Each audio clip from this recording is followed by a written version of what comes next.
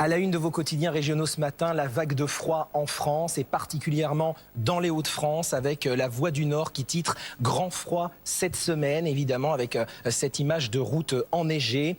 Et la région la plus touchée par la neige, ce sera la Bretagne. À la une du Télégramme, la Bretagne se prépare à la neige avec la photo en une de cette déneigeuse. Donc c'est à la une du Télégramme, deux des quotidiens régionaux qui vous parlent de la neige ce matin dans le Nord. Autre actualité à la une de l'Indépendant, Perpignan, l'ouverture en trompe-l'œil des musées.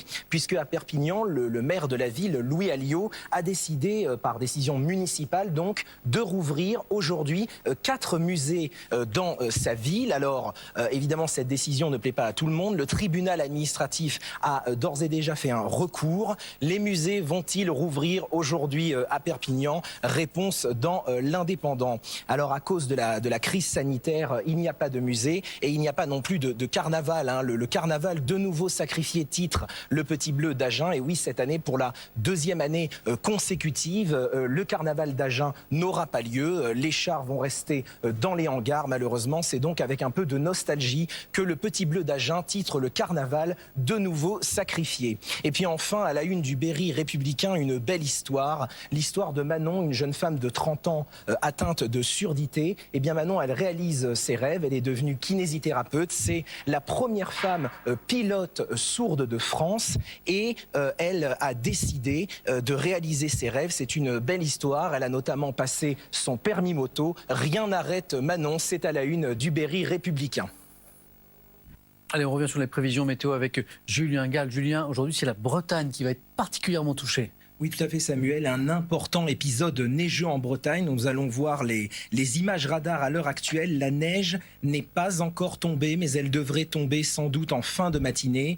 Ça devrait être le plus important épisode neigeux depuis 2013. Et il faut même remonter au 25 février 1986 pour retrouver un pareil scénario du jamais vu depuis 35 ans. Donc, 6 départements bretons sont placés en vigilance orange neige-verglas par Météo France. Et aucun car scolaire ne circulera aujourd'hui en Bretagne par précaution. Julien, on l'a vu au début du journal, la vigilance orange, elle s'étend au-delà de la Bretagne. Oui, tout à fait, Johanna. Météo France étend cette vigilance orange à 28 départements, dont ceux de la Normandie, du Morbihan et de l'Île-de-France. Des flocons sont annoncés en début de soirée à Paris. En ce qui concerne le Nord et le Pas-de-Calais, ils sont placés en vigilance orange grand froid. Des températures de moins 6 degrés sont attendues dans le nord de la France, avec un ressenti entre moins 14 et moins 16 degrés en raison d'un vent de nord-est. Pour vous donner une idée, cet après-midi, il y aura 21 degrés d'écart entre Lille et Nice, moins 5 à Lille, 16 à Nice.